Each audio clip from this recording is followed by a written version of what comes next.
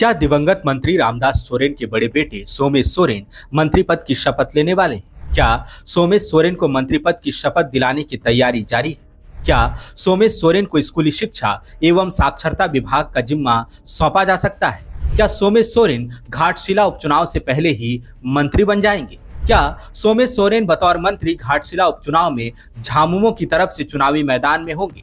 क्या वजह है कि ऐसी अटकलों को बल मिला है? दरअसल सोमेश सोरेन ने पूरे परिवार के साथ मुख्यमंत्री हेमंत सोरेन से मुलाकात की है। बीते मंगलवार को मुख्यमंत्री हेमंत सोरेन ने पूर्व शिक्षा मंत्री दिवंगत रामदास सोरेन के पूरे परिवार से मुलाकात की। मुख्यमंत्री ने इस मुलाकात की तस्वीरें शेयर करते हुए लिखा कि झामुमो परिवार के मजबूत स्तंभ आंदोलनकारी घाटशिला विधानसभा के जननेता रामदास सोरेन के परिजनों से मुलाकात हुई। घाटशिला विधानसभा से जुड़े विभिन्न विषयों पर चर्चा हुई। इस मुलाकात के बाद चर्चा तेज है कि मुख्यमंत्री हेमंत सोरेन विधानसभा उपचुनाव का अपना पुराना फॉर्मूला घाटशिला में भी दोहरा सकते हैं।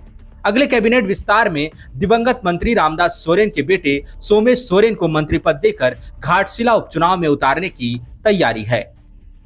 मुख्यमंत्री पहले भी ऐसा कर चुके हैं। 2019 में तत्कालीन मंत्री हाजी हुसैन अंसारी के निधन के बाद उनके बेटे हफीजुल हसन अंसारी को मंत्री पद की शपथ दिलाई गई और फिर उन्होंने मधुपुर में उपचुनाव लड़कर जीत हासिल की थी। ऐसा ही डुमरी में किया गया जब तत्कालीन मंत्री जगन्नाथ महतो के आकस्मिक निधन के बाद उनकी पत्नी बेबी देवी को मंत्री पद की शपथ दिलाई गई थी और फिर उन्होंने डुमरी विधानसभा उपचुनाव में जीत हासिल की थी। यही फॉर्मूला अब घाटशिला विधानसभा उपचुनाव में भी दोहराया जा सकता है।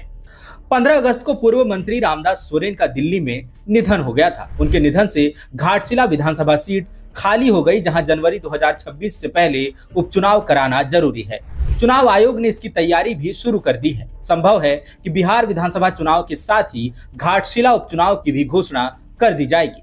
रामदास सोरेन घाटशिला सीट पर 3 बार विधायक चुने गए। 2009 में उन्होंने पहली बार झामुमो के सिंबल पर चुनाव जीता और फिर 2019 और 2024 में लगातार 2 बार इस सीट पर जीत हासिल की। अगस्त 2024 में रामदास सोरेन को पहली बार मंत्री बनाया गया था। 2024 में सत्ता में प्रचंड जनादेश के साथ वापसी के बाद रामदास सोरेन को दोबारा मंत्री पद सौंपा गया। 4 अगस्त को जमशेदपुर के अपने आवास के बाथरूम में गिरने से उनके सिर में गंभीर चोट लगी थी। उनके ब्रेन में ब्लड क्लॉटिंग का पता चला था। 15 अगस्त को दिल्ली के अपोलो अस्पताल में उनका निधन हो गया।